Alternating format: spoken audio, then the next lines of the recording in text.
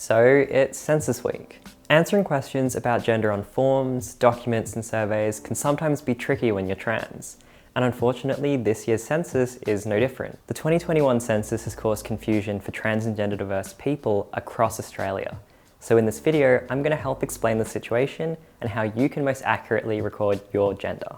We're going to cover how you can complete the census accurately, what the current definitions in the census mean for trans people, why it's important that we're captured in the census, your privacy, how we got here, and how we can make sure things are done better next time. So the short answer is, the best way to capture trans, non-binary and gender diverse identity in this year's census is to select the non-binary sex option. Now obviously this isn't ideal for everyone, but to capture trans identity in the census, according to the ABS's definition of sex, that's generally going to be the most accurate option for most trans people. For anyone who just wanted a quick answer, there it is. You can close the video and go complete the census. But if you want to know why that's the best option to pick, keep watching. To fully understand why non-binary sex is the most accurate option for most trans people, let's start with the definition of sex used in this year's census. The ABS defines sex as being based on sex characteristics such as chromosomes, hormones, and reproductive organs. So by that definition, the definition used for the census, most or all trans people fall under the non-binary sex response. That's because there's a huge diversity in identity and bodies amongst trans people and communities that the structure of this year's census doesn't account for. Some people may have undergone hormone therapy, which can change some, but not necessarily all sex characteristics, and definitely change their hormones. Some people may have had surgeries, which again can change sex characteristics and may or may not impact their reproductive organs. And then chromosomes, which don't change in response to transition-related treatment. And in any case, whether you're transgender or cisgender, most people don't go and get their chromosomes tested, so don't definitively know anyway. So by that very binary and admittedly kind of flawed definition and the structure of this census, that's where we land. For people who identify as female or male, you can actually select one of these two and the non-binary sex response. However, if you do, it's important to know that the ABS has said in most data releases, it'll only report the male or female response that you've given. Specifically, where a respondent has provided a male or female response and a non-binary sex response. The male or female response will be used to determine the binary sex variable. Otherwise, sex will be derived by a random process. That's not great. Again, I know this isn't ideal. In fact, the way the data is being captured in the 2021 census actually contradicts new 2020 standards the ABS themselves have introduced. For the purpose of trying to record Australia's trans population as a whole, is this the best way? No, definitely not. It's already causing confusion for trans people, and that's why we're making this video, but it's also conflating trans identity with intersex, even though those are different things you can be either or both of, and completely removed any questions addressing sexuality. That means lesbian, gay, bisexual, pansexual, and asexual people are completely erased from the data that's being collected. But for the purpose of trying to record your identity as a trans person, yeah, this is the best, but admittedly only option we've got, at least for now.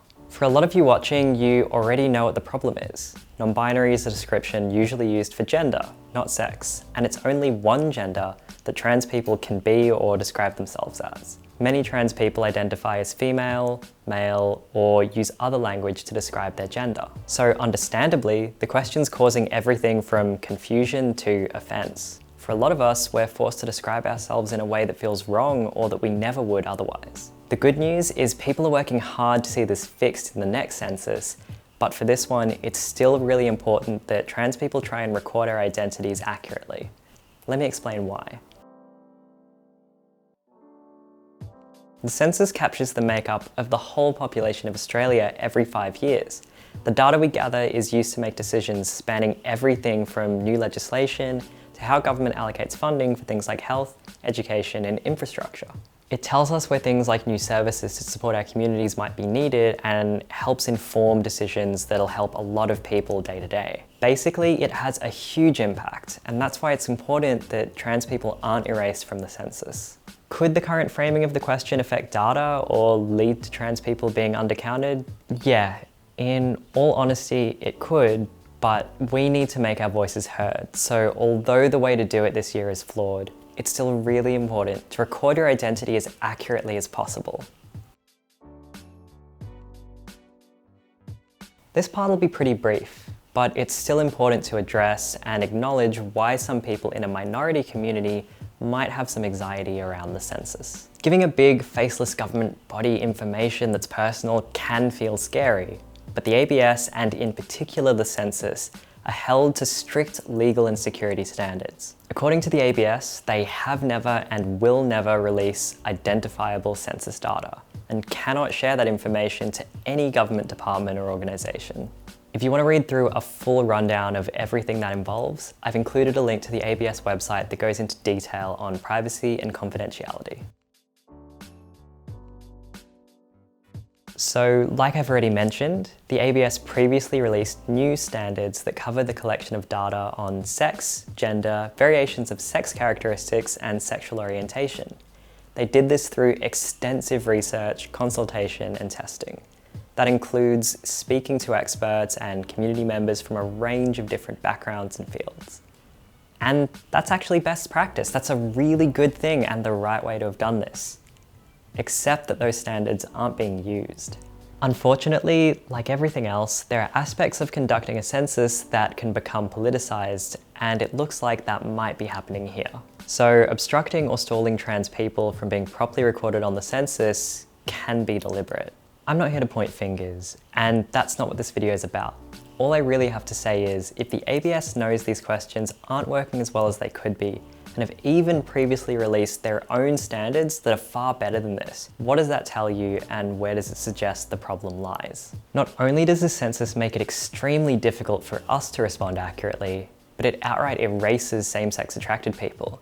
So if you're lesbian, gay, bi, pan, ace, sorry, you don't exist according to the census. The 2021 census also conflates intersex people with trans people, even though those are both separate things you can be either or both of. None of this is ideal. For trans people watching, I know this is really frustrating and feels pretty unfair. But the reason I'm making this video is so that people are informed for this year's census and know what we can do about it going forward. Speaking of, it's vital that our communities aren't erased from the census, and to do that, there are three key things that need to be captured going forward. A separate question on orientation, a separate question on gender, and a separate question on variations of sex characteristics. Those are three things missing from the 2021 census that need to be part of the 2026 census. And a great way to do this already exists: the 2020 standards that the ABS developed. We've already figured out how to do this. We know why it's important to do this. Really, all that's left is to put it into action. So to make that happen, it's down to people in power to put this into effect, and it's up to us to call on them to do that. You, your friends, family, loved ones, we need to make sure our government hears us. One way to do that is petitions. I've linked two from Just Equal and Equality Australia, both calling for equality in the 2026 census. Another way is to write directly, call directly, get in touch with your elected representatives and let them know this matters. And finally, simply, let them know with your vote. Make sure the people that represent you stand for your values. And if they don't, make sure that changes. It doesn't matter what party they are. If they don't stand for equality, what's the point? So that's everything you need to know about this year's census. Take care and stay safe out there.